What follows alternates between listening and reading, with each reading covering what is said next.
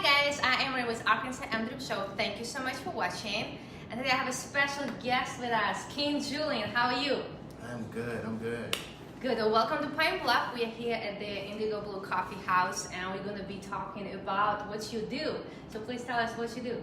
Currently, I am a news photographer for a couple of local stations in Little Rock, and I'm also a designer / engraver for a specialty pen shop in Little Rock as well.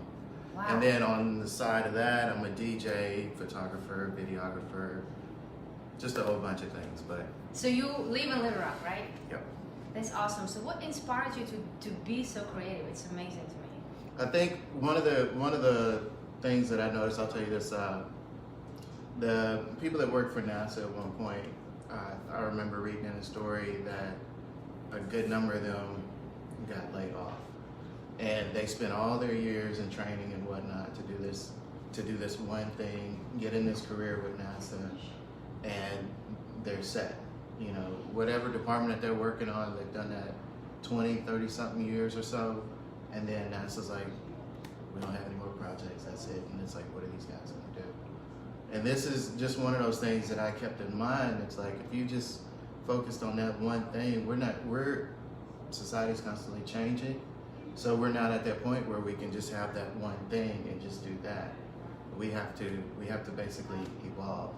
And so we have to find things that interest us, learn new technology, and be talented in more than one area, so that if something like that happens, we can adjust and still be able to, you know, continually live and survive. Yeah, but why photography? Like, why videography? Are you just want to find something interesting? You like colors? Like, why that area? It started out like my brother taught me how to draw. My older brother did, and so I drew cars a lot. So I love automobiles. When I got into college, I wanted to do automotive design, but that would have put me out on the West Coast, and I didn't want to be that far away from my mom, so my mom's child. But what I did was I picked the next best thing was graphic design at the University of Arkansas at Little Rock, and so I did that. And at the same time, I was learning music, like music production. So I picked up software for music and graphic design, and just kind of Do you know how to do music? That is so cool. I have 8 albums under one name on Google Music, and then I've got a couple of others under another moniker that I use. Wow. So I'm Rocktown SPL on one end, and then I'm King Julian on the other. Yeah. So when you cover stories, what stories do you cover most? Or do you cover everything? Is this news related or just in general?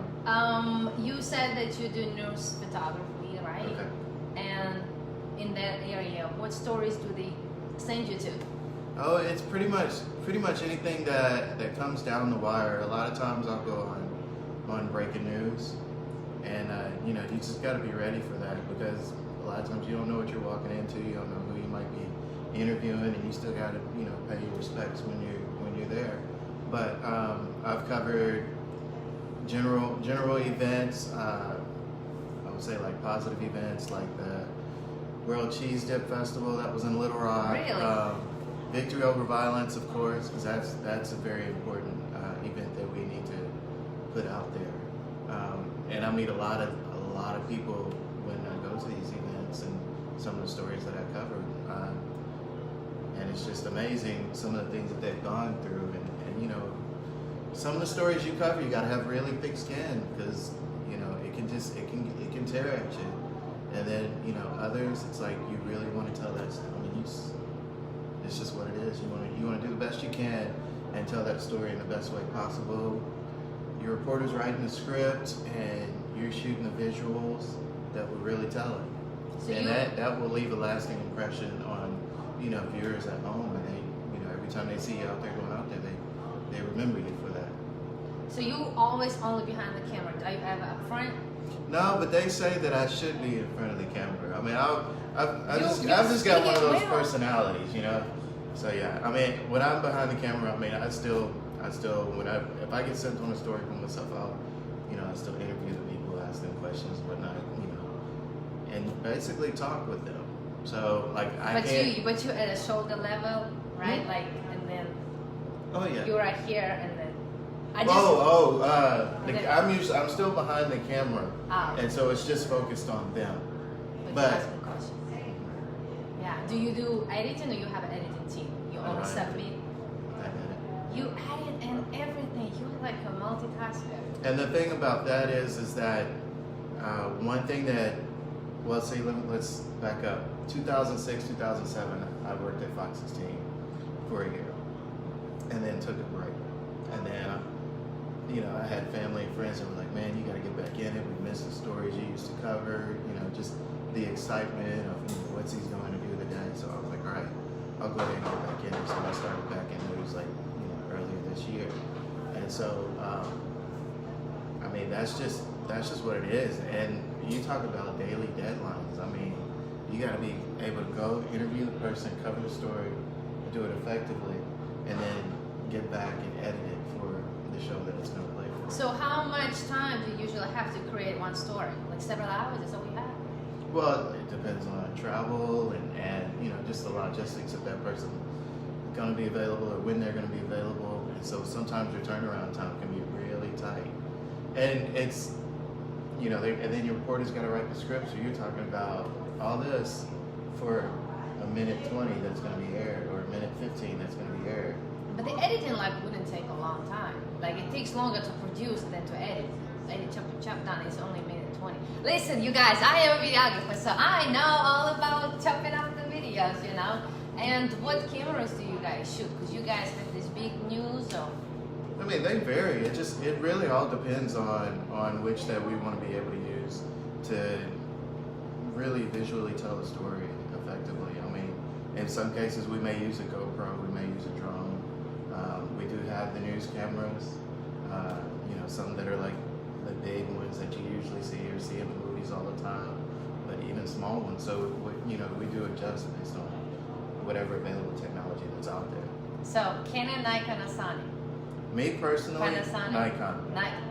Man, okay, we're rivals now. But see, here's the Canon for life. Okay, sorry. Exactly. So it's like what you started out with, yeah. You're going to continue because you've already got your lenses, you've already got. So, I'm currently using a Nikon D800 36 megapixel camera, and years ago I didn't think I was going to be at this point, but I've got lenses, I've got flash because I was doing photography for a minute. So I've always stuck with Nikon. I've tested other cameras. I've tested cameras that, cost more than the car that I drive, like $40,000, $50,000 cameras, like Hasselblad and Phase 1 that are 150 megapixels. How and does it feel? That's unheard of as far as for a market like Little Rock or even Pine Bluff, but it's coming, you know what I'm saying? So people that do wedding photography or promotional photography for businesses that need that kind of resolution for posters or any of their marketing materials. That's just, you've got to be able to get your hands on that technology, learn it, promote what you can do with it, and sky's the limit. Have you ever shot with red? Have you ever shot with red? Not yet. My sister has. Yeah. We're just that's just how we are. We learn these different things and we just run with it and just try to do as much as we can and be as creative as possible. Adobe or Final Cut? Adobe. Oh man, I'm Final Cut. I'm old school. I started Final Cut and I'm still doing Final Cut. But it's amazing, you guys. Sorry, we got a little technical here, but because we both videographers and photographers. But I wanna end on the most amazing story you've ever covered, the most impactful story. What was it? Well, there was one news related that I went to go cover the car seat evaluation at the 12th Street station in Little Rock. And I was leaving there after I finished covering that. And I was driving down the street, and I used to drive behind the Element, so I saw one and I was kind of curious of it that was just sitting outside this lot.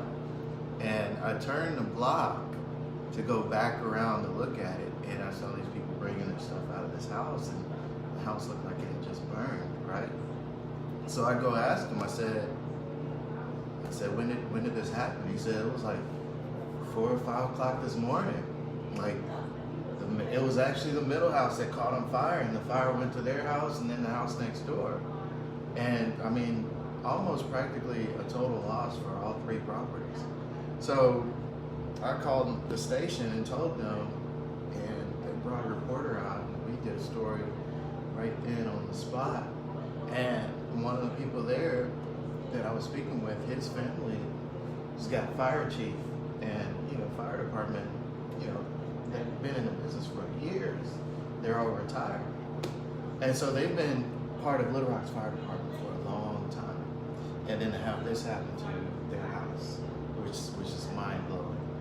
And so he, after we did the story and he was like, you know what, after something like this, he was gonna go ahead and run for a position, for the ward position. That is? Mm-hmm. Oh my gosh, I interviewed him on this show. Yeah, he was, he will tell you straight up that it was because of me and my reporter for doing that story about his house this is the smallest world ever. That he was going to go ahead, that he was going to run. Yeah, so he did not win, but I told him that you're going to love. Like, he don't need to be no city director, be a mayor next time. So hopefully now he has a little bit of time. I told him study people. It's just a trick for you guys. Study people's psychology, study politics with passion, go out there and win. So hopefully he'll do it again. Oh, yeah. Because he's very passionate. Definitely, and he's got the drive, the energy, and everything, and he's well rooted in the community. And and he was like, all it took year. was just that one little thing, and it got our attention, and we got him to get out there and do it. So I mean, obviously, you definitely want to keep him in your radar. There's going to be more coming from his angle. So yeah, that's awesome. How many? But that would be like just that alone, and then seeing his face on the billboards and him running, and it's like, I was one of the main people that got him started on doing that, it's like little old me just running around with a news camera, and boom. And you never know how far your stories can go. Well, you inspire me today. How many stories have you ever covered? Oh man, a lot. I mean, everything from what was it, the food drive that was out here at the school, and it was like pouring down rain. But I interviewed people over there, met Officer Norman there, just from here to just all over. Man, I want to meet him one day. He's like, who I want to be. But it's just, anything with the Razorback tailgating. Any celebrities besides Officer Norman you met? Not yet, but I do plan on meeting Lester Holt one day. I walked by his poster. I'm sorry, who's that? Nightly News. NBC Nightly News, so like New York, big time. Yeah. But hopefully one day I'll get to meet Lester Holt and just, I would like to meet, former President Barack Obama. I would love to have a chance to meet him. Well, maybe the next time I go to Chicago, I'll get that opportunity. Well, you are amazing, very inspirational, and I wish you best of luck as you grow in all your many endeavors. And be safe out there when you travel and cover these stories. And thank you for doing it. Oh, anytime. You're changing lives with your work, so thank you. Thank you. All right, bye guys. Share this video.